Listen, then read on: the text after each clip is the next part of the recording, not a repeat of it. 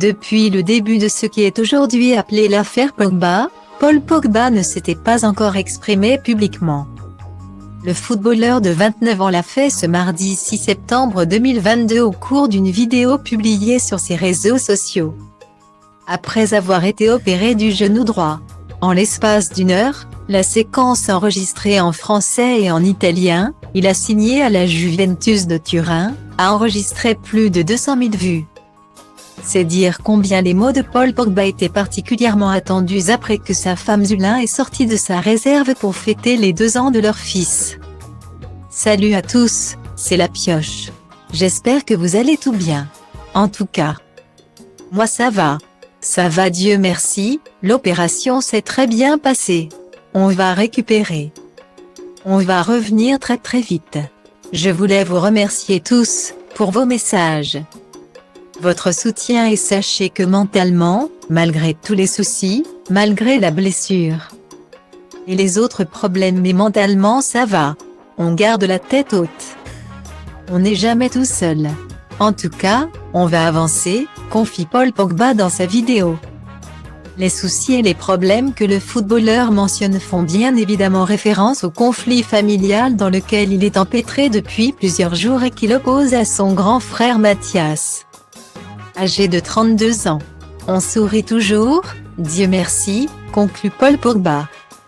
Dans l'affaire, Paul Pogba a estimé auprès des enquêteurs que son frère Mathias était sous la pression des racketteurs présumés, a affirmé dimanche France Info, qui a consulté le procès-verbal d'une deuxième audition en août, du champion du monde de football. La thèse d'un Mathias Pogba sous pression avait déjà été évoquée auprès de l'AFP par une source de l'entourage de la famille. France Info a également affirmé que Paul Pogba a démenti lors de cette seconde audition avoir embauché un marabout pour jeter un sort à la star de l'équipe de France Kylian Mbappé.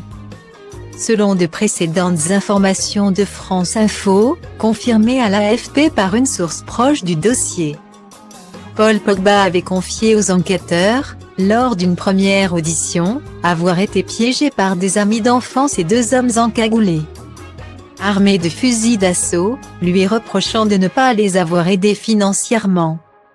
Une somme de 13 millions d'euros lui aurait été réclamée, et il assure avoir versé 100 000 euros. Parmi les suspects, il affirme avoir reconnu son frère aîné Mathias. Le parquet de Paris a ouvert vendredi dernier une information judiciaire sur les extorsions dénoncées par la star de l'équipe de France de football et de la Juventus Turin. Une enquête préliminaire a été ouverte il y a un mois à Paris sur cette rocambolesque affaire, initiée à la suite d'une plainte déposée par Paul Pogba le 16 juillet auprès du parquet de Turin. Les investigations ont été confiées à 2 magistrats instructeurs, a annoncé vendredi la procureure de Paris, Laure Becqueau, dans un communiqué. Une information judiciaire contre X pour extorsion avec arme en bande organisée, enlèvement ou séquestration avec libération avant le 7e jour en bande organisée pour préparer ou faciliter la commission d'un crime ou d'un délit, participation à une association de malfaiteurs en vue de commettre un crime. L'affaire a été révélée au grand jour après la publication le 27 août d'une vidéo énigmatique de Mathias Pogba, frère aîné du joueur et lui-même footballeur professionnel, qui promettait des révélations sur Paul.